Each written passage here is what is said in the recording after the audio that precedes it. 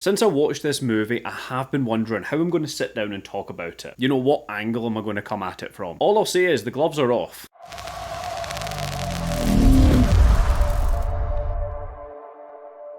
Noise. Noise is a new Belgian mystery thriller drama movie that's came out, and it tackles one very specific issue, but it feels like it took the long way around to get to it. I fully understand what this movie was trying to do, which is a shame because you can see the direction that was clearly meant for this movie when it was written and directed. So here we've got Matt and Liv. Now Matt is an influencer. He is a bit of an arsehole, let's be honest. He's one of these people that has a lot of followers. Fair play to him. However, I'm not fucking sure how he's managed it, because you see one of his videos at one point in the movie and we move on to step 2. Water goes in next.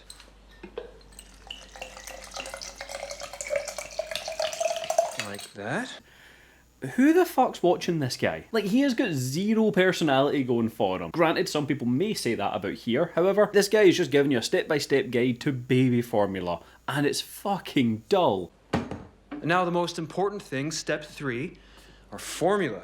I use the formula from Baby Joy. Now, this lovely couple have moved into their new home with their new child, and they're here to set up their new life. Him being an influencer, he is bringing in the big bucks, and he's getting a lot of like free deals from places, it's mentioned. You don't really see the free deals, but they talk about the fact that he keeps getting freebies. Only the baby Formula 1 seems to actually be mentioned in the movie. Given the way he put it, We're very happy with it, and so is the little guy. I cannot wait to buy this formula. Liv, on the other hand, she is a little low-key pie maker. She's here to set up her own business, and she's got her own thing going for her. Full credit to her. I quite like Liv in this movie. Whilst they're here, Matt's dad, Paul, just keeps turning up. He's in a nearby retirement home and just keeps gravitating back to the house. Now, this happens early on. In one of the first interactions, Matt just seems fed up and he cannot be arsed with his dad showing up.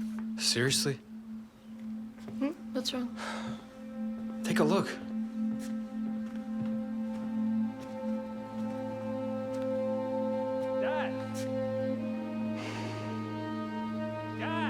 Now granted, it must be a tricky situation, but see when that's one of the opening scenes in your movie, you are not setting up your main character to be very likeable, which you're going to need given where this movie fucking goes. He's not totally against his dad. Like, they sit down, they have a cuppa whilst they've phoned their retirement home, and his dad, he fucking loves honey.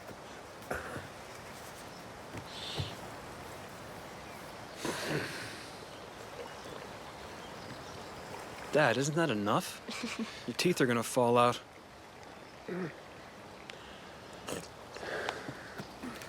Like, we see it in a second, and there's not just honey in this cup, which is for the best, because fuck washing that mug. Once he's walking his dad back to the retirement home, because they phoned them just to let them know he was here, but no one's coming to pick him up apparently. They walk by a factory his dad used to own. They don't really go into the specifics of it, but really his dad owned a factory. He was a pretty big deal in this local town. And his dad just pauses for a minute, and he's a little bit suspicious of it. And then Matt, he's at the glance that you'd expect from any movie like this, continues on their way. But the seed is now planted for Matt. He needs to know a little bit more about it. It turns out there was damages in this factory, which then affected the town, and people died. So understandably, people aren't the biggest fan of Paul, or by association, Matt and Liv. There is a little bit of hostility towards Liv when even she introduces herself to new people. Well, thanks. Because they can't forgive Paul's factory leading to the death of people in their lives. Hard to argue with, but you can see both sides. In the opening moments of the movie, it's quite clear Paul has been through a lot. One, his factory has killed loads of people, and that must take its toll. But at the same time, the opening shows that he tried to save his wife and son when they went into the lake. I don't think his wife done it by accident.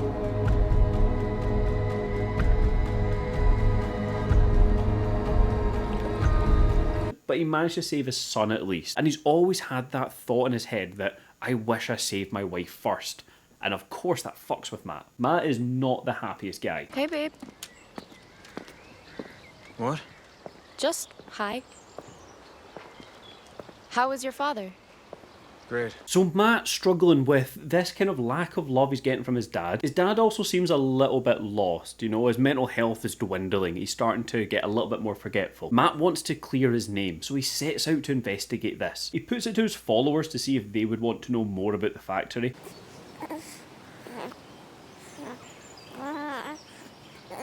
Yes, yes, Yeah! So it feels like he's using the followers as an excuse for him to get fully invested in this. You know, he wants to do it, but it's not enough that he can do it for himself or to help his dad. He needs to do it for the popularity and the likes and the clicks and all that good stuff. And this is where the movie just gets wild. He starts investigating it and trying to piece together the fact that his dad wasn't to blame. One of the key bits of evidence is that there was more dead bodies than the 5 mentioned. And he says that like it's a revelation that his dad wasn't at fault. There were many more, and my father knew that. If anything, it makes his dad just look wildly worse. However, he keeps looking into it, and as you can expect, he starts to lose his fucking mind.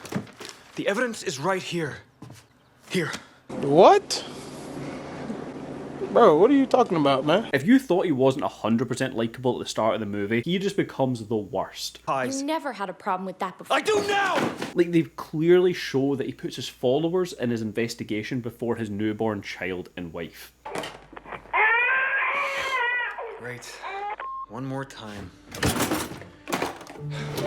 If you're making a movie and you make the main character dislikable, what am I left to be invested in? Because the investigation is there, that investigation needs to be fucking good. Matt starts imagining the dead bodies and seeing some supernatural stuff, and the movie hasn't as yet set anything up to say that it's going to be supernatural or it's all in his head. So we're kind of torn for a large portion of this movie to understand what the fuck's going on exactly. You know, is he seeing things, or are the dead bodies of the people that his dad killed accidentally coming back to haunt him? Another big factor to this movie, and I totally forgot to say, was Liv's brother. Liv's brother comes along and he's really nice. He wants the best for Matt, but Matt is just pushing him away at every turn. Your work with your dad He is... doesn't even recognize you half the time. Okay, you know what?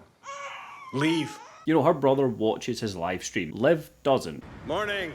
He was right. Hey, My father, wake up. Let's go. Huh? my dad was right.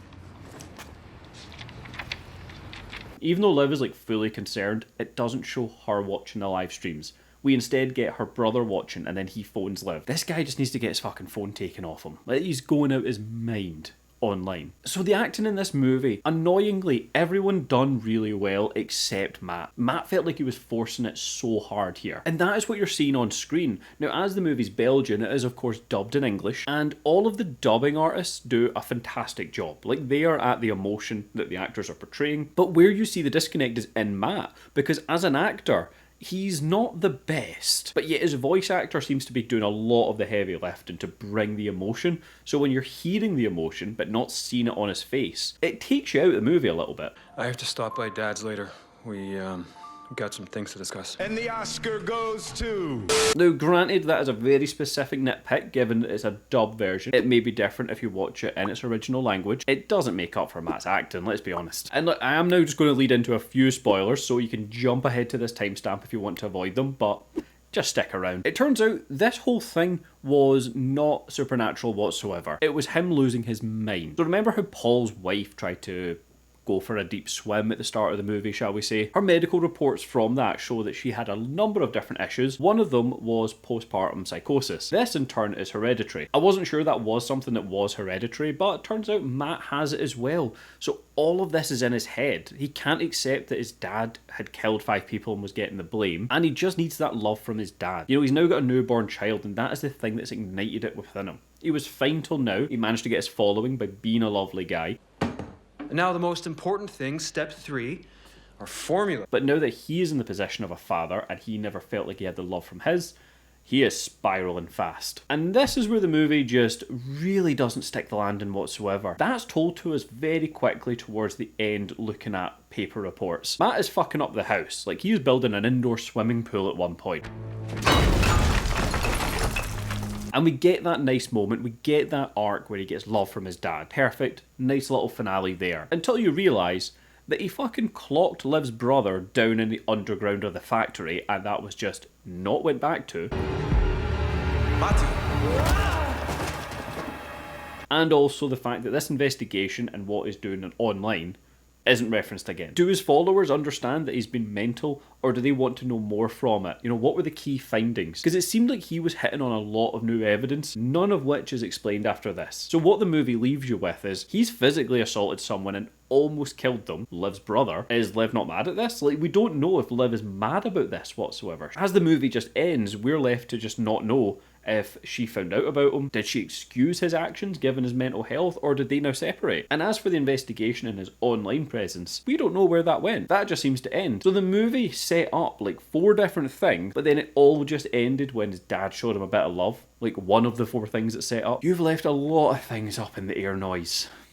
You need to wrap it up better than that. And this wasn't even intentional. Just by chance I've covered off 2 movies recently that are dealing with postpartum psychosis. Now I hope to God this isn't the new trend, because so far it is going 0 for 2 in executing that as a premise. It is a topic that I have no issue talking about, but as the premise of a movie, it doesn't seem to be working, and this is 2 different angles I've came at it from. So look, with all that being said, where would I put Noise? If you have the time to watch Noise, do anything else with your time. I hope this video is long enough for you to understand you don't need to delve into it. Whilst the acting was really good, Matt was a letdown. His voice actor carried the heavy weight for him, but what you're watching on screen, he wasn't great. The movie has a lot of setup with very minimal payoff. You know, he's upturning a lot of different stones, all just to get love from his dad, which ultimately he does get. But we don't know what's happened to him criminally, because realistically, he should be in prison right now or an asylum. Like, he should not be walking free. So look, with all that being said, have you seen Noise? Let me know if we agree or disagree. And if you haven't yet, hit subscribe. You're just going to make my day. And with all that now covered, as always, thank you so much for watching.